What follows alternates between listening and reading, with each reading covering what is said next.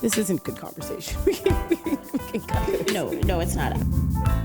Okay, folks. If you know what patina is, comment below. That's gotta go. That's actually not patina. It's too much. Honestly, fuck, that's good.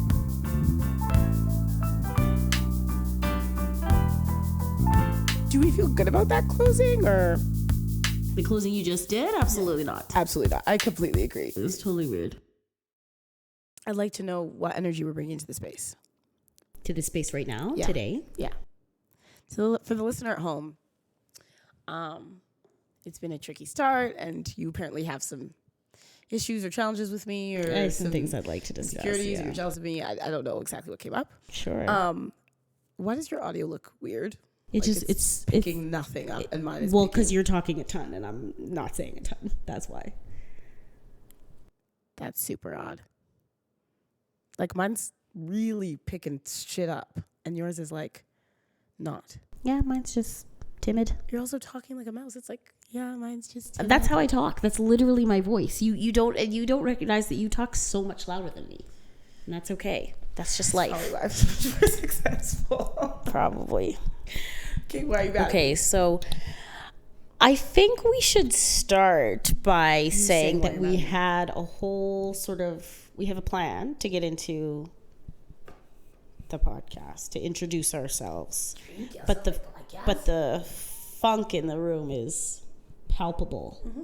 Big funk. Mostly because we started off with you arriving and you had big plans for setting us up, putting things together, which I appreciated.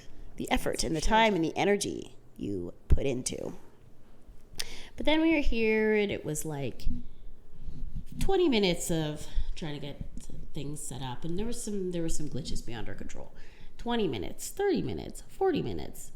Okay. And I'm sort of like, oh, what's the issue? At some point you wanted to be let in on the process. At some point I wanted to be let in on the process. And not only was I not let in on the process, but then you're like, oh, let me just call my boyfriend and he'll help me with this process, which is totally a reasonable, thing to do. But it's just like, and I don't, you have to be vulnerable. But it's just like, yeah, you're gonna like, oh, I'm gonna talk to this person. I'm gonna connect with this person. Maybe I should jump on a call with this person. Yeah, and I'm here scratching my asshole, just being like, what is the issue? What's going on? The point isn't that I should be able to solve the problem immediately, but the point is that if I was doing something for an hour and 15 minutes that you didn't know what was going on and why the delay was going on, you'd be pretty annoyed too. You'd be like, fine, no problem. This is not, and I can tell that you're frustrated, obviously, because you've been working on this for forever. Very frustrating process.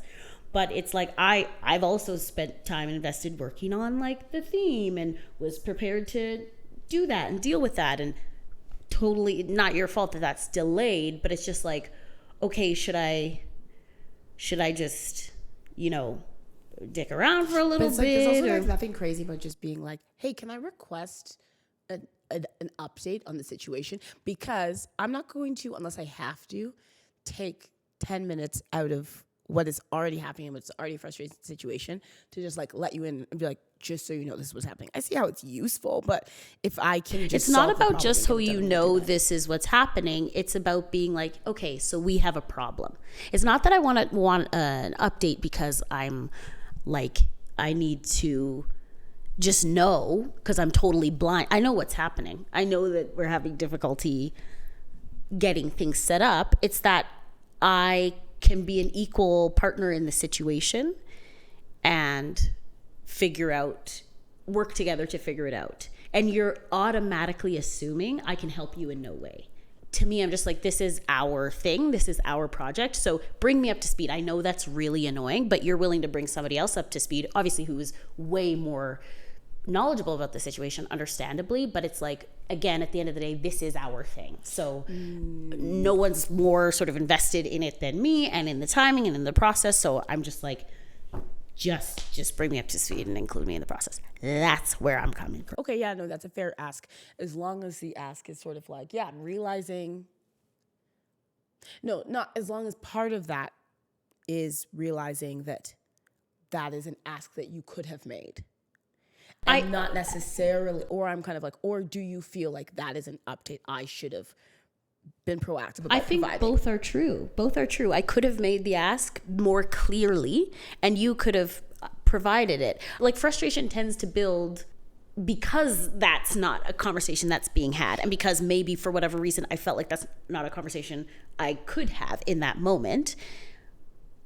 And so, yeah, both are true. I could have absolutely been more clear, but I think you also could have been like, hey, I realize it's been an hour and you're not involved in this whatsoever. Even that conversation, I think, would have been more, would have felt better. You should never have brought my boyfriend into this.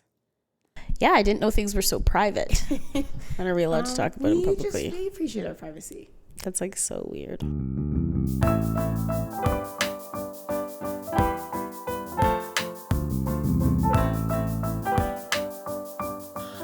Okay, so what we're doing, this is our intro episode.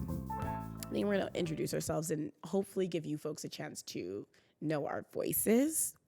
That's going to be a huge problem because you might not know who's talking, and I don't know how similar we found. That's a good point. Okay, we've already talked about the energy that we're bringing in. That's fine to this. Why do you think we're starting this? I think we're starting this because I got an intuitive hit, one might say, that it's time. It's time to create. It's time to attempt to create more than I consume at this stage of my life. Whoa. Yeah, thank you. And it's time to do what I think I'm good at, which is talking and proselytizing and all those things. I think you and I have a good, we have a good rapport. We've known each other for quite some time. I feel we have a good conversational chemistry. And when getting into any number of topics, I think we make some good sense. I also think that we can hopefully provide some like relatable gossip for our friends and loved ones, and some good insights on the life that we've lived so far. So that's why I think we're doing this. That's why I'm doing this. Why do you think you're doing this? Create more than you consume. You know, I haven't heard that one. That's interesting. Show of hands. How many of you would think you create more than you consume? For the listener at home, this is actually a live recording. We have sold out Carnegie Hall. So no, that's actually really awesome. I haven't heard about that. That's really cool.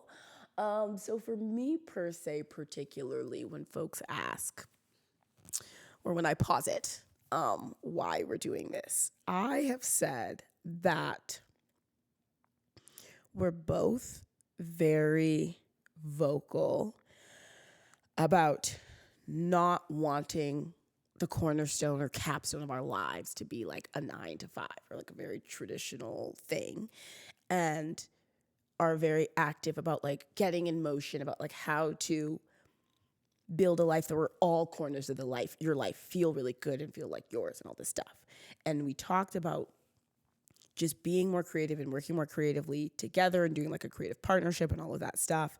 And we threw a bunch of ideas around, but ultimately ideas around that we knew how to make work, like business plans and stuff like that. That I'm like, I know the blueprint of the model to like making this successful and taking this thing and making it our new job and making it make us make money.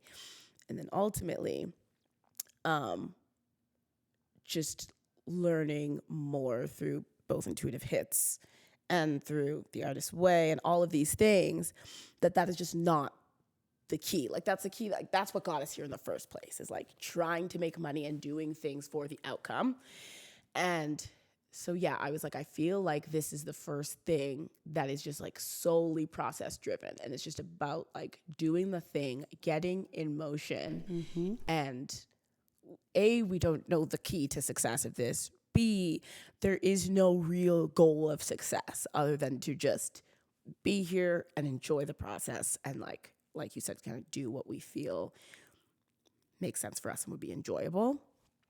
And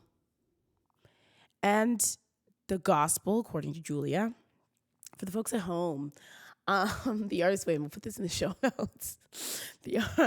The Artist's Way, and I'll probably refer to that. You'll probably hear me refer to that for the folks at home.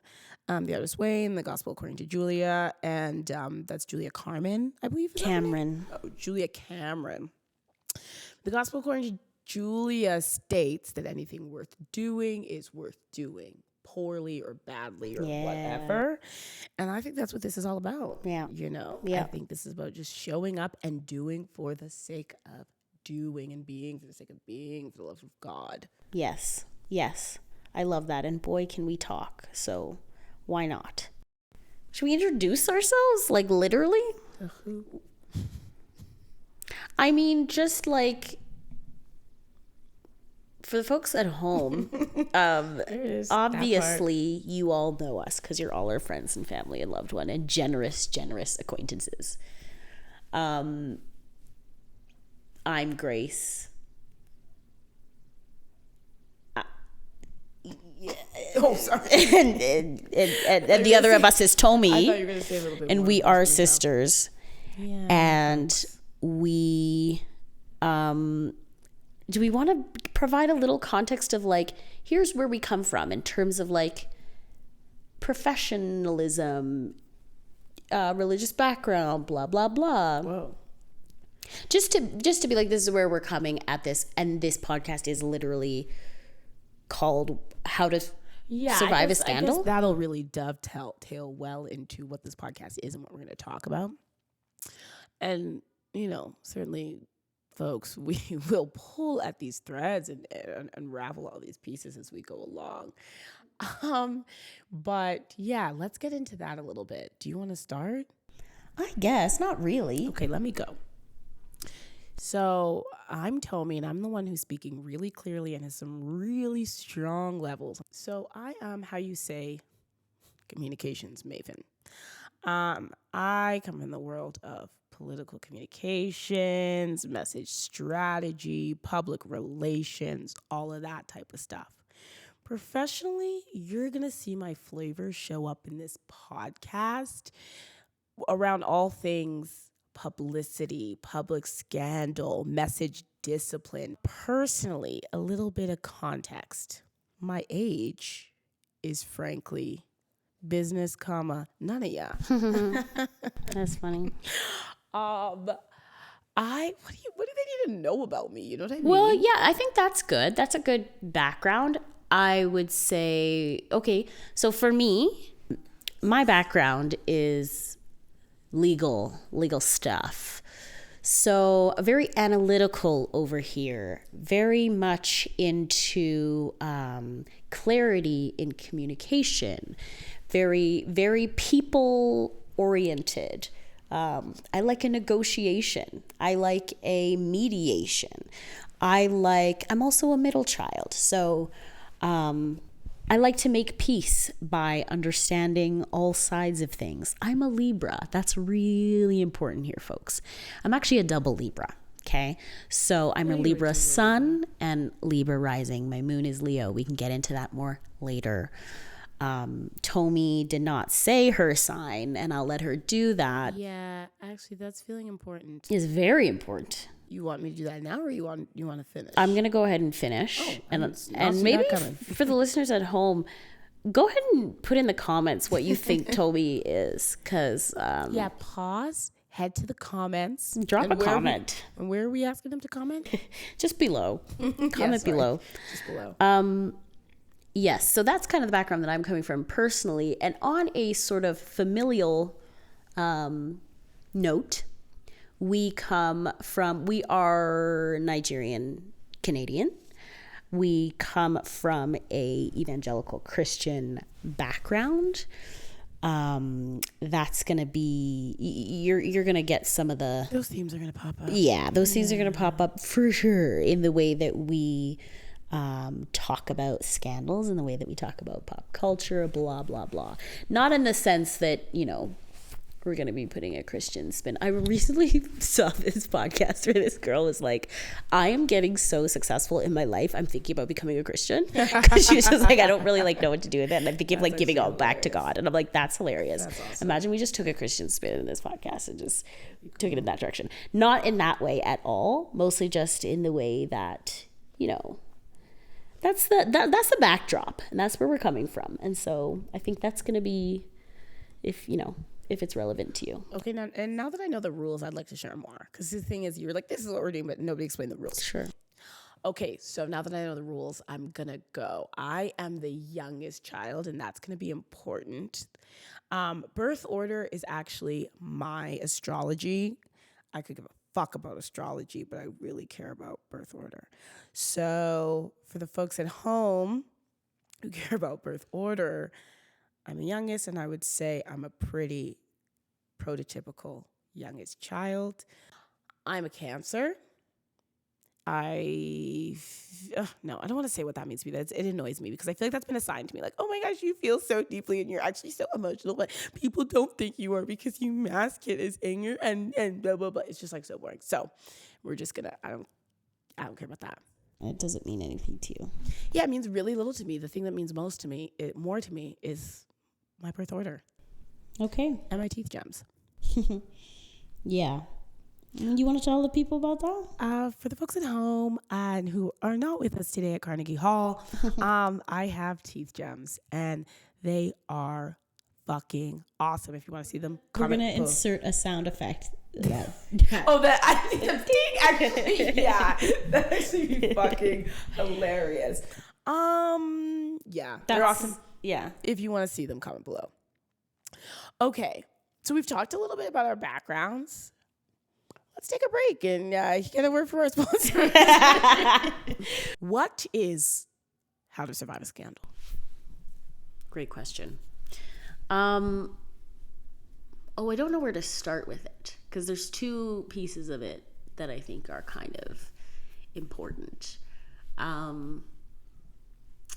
Okay, the first one is that if any of our listeners at home are fans of Shonda Rhimes, we know she has some pretty iconic characters, one of which being Olivia Pope from Scandal, the other being Annalise Keating from How to Get Away with Murder. So we always have joked that Toby's a bit of an Olivia Pope and I'm a bit of an Annalise Keating for obvious reasons, but would have an affair with the current prime minister. What?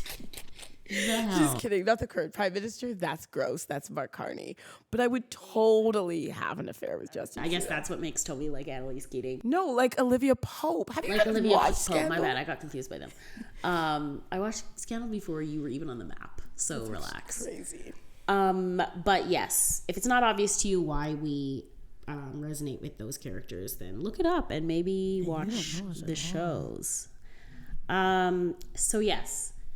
Has been a running joke, and This is actually an homage to the crossover episode of Scandal and How to Get Away with Murder. And on that topic, where do crossovers go? We're not doing crossover episodes anymore. They used to do it all the time on the Disney Channel.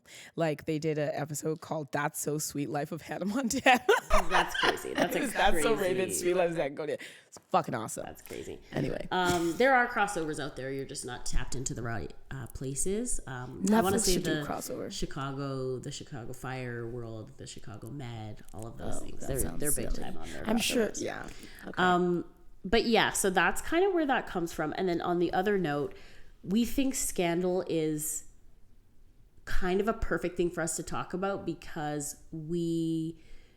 I am obsessed with reality TV. So I'm obsessed with a lot of sort of pop culture gossip and I don't want to say celebrity gossip, but kind of. I like any kind of like public figure scandal, I think is interesting, and how we respond to it, I think says a lot about us as society. And I just think it's all very, very interesting. So I think that's really fun to talk about. But we also are people who like have experienced maybe a bit of scandal in our own lives, and we think that's really interesting and relatable to talk about how we've dealt with that and how that's shaped us. So I think both on a more public and gossipy front and also on a more personal level, I think it's just interesting content.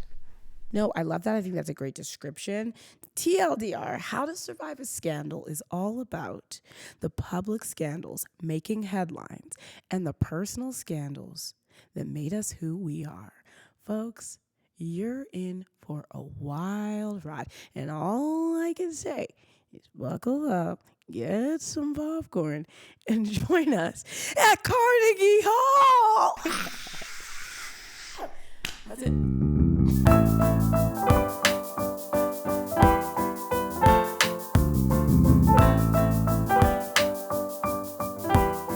I think we're in for a journey, folks, together. Us, the two of us together, but also with you all who support us and want to see us do amazing things. And we might even get so successful that we decide to become Christians again. Oh, God, I hope so.